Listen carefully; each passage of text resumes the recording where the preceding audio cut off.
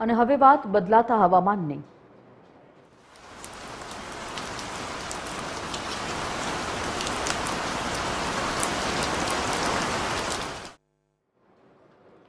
હવામાન વિભાગના જણાવ્યા અનુસાર ઉત્તર ભારતમાં આગામી 2 દિવસ તીવ્ર ગરમીની સંભાવના છે, જ્યારે કે દક્ષિણ અને ઉત્તર પૂર્વીય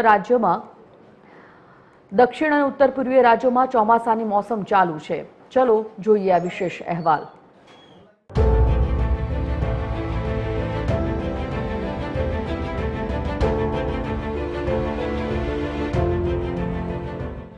દેશના અનેક રાજ્યોમાં ગરમીનો પારો ઉંચકાવવાની શક્યતા છે। અનેક રાજ્યોમાં તીવ્ર ગરમીના એંધાણ છે।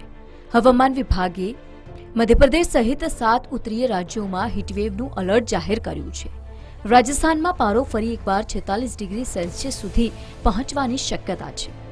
9 જૂને રાજસ્થાન, દિલ્હી, હરિયાણા, પંજાબ, ચંડીગઢ, ઉત્તર પ્રદેશ, મધ્યપ્રદેશ, છત્તીસગઢ અને બિહારમાં લૂ ફૂંકાવાની ચેતવણી છે। 10 જૂને પણ આ રાજ્યોમાં હીટવેવની સ્થિતિ યથાવત રહેશે। લોકોને ઘરની બહાર નીકળવાનું ટાળવા, પુષ્કળ પ્રમાણમાં પાણી પીવા અને હળવા કપડાં પહેરવા માટેની સલાહ આપવામાં આવી છે। ગંગટોકના પાંક્યોંગમાં સેનાના જવાનોએ MI-17 હેલિકોપ્ટરની મદદથી ચેટન ભૂસ્ખલનમાં ફસાયેલા તમામ લોકોને સુરક્ષિત બચાવી લીધા છે। મુસળધાર વરસાદના કારણે સિક્કિમમાં ભૂસ્ખલન, અચાનક પૂર અને ખડકો પડવાની ઘટનાઓ પણ નોંધાઈ હતી। બીજી તરફ અરુણાચલ પ્રદેશમાં પૂરની સ્થિતિમાં સુધારો જોવા મળ્યો છે। નદીઓનું જળસ્તર ઘટવા લાગ્યું છે, પરંતુ 24 જિલ્લાઓમાં 33,000 લોકો હજુ પણ અસરગ્રસ્ત છે।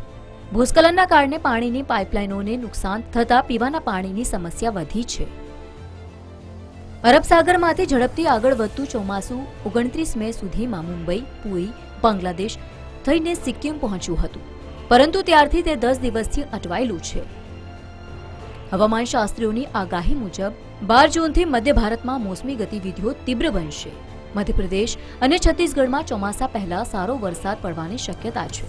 આસામ, મેઘાલય અને અરુણાચલ પ્રદેશમાં 9 અને 10 જૂને ભારે વરસાદની સંભાવના છે, જ્યારે કેરળ, તમિલનાડુ અને પુડુચેરીમાં પણ 10 જૂને મુસળધાર વરસાદ પડી શકે છે। આગામી દિવસોમાં ઉત્તર ભારતમાં તીવ્ર ગરમીનો સામનો કરવો પડશે, જ્યારે ઉત્તર પૂર્વ અને દક્ષિણ રાજ્યોમાં ચોમાસાની અસર યથાવત રહેશે। Bureau report, TV13 Gujarati.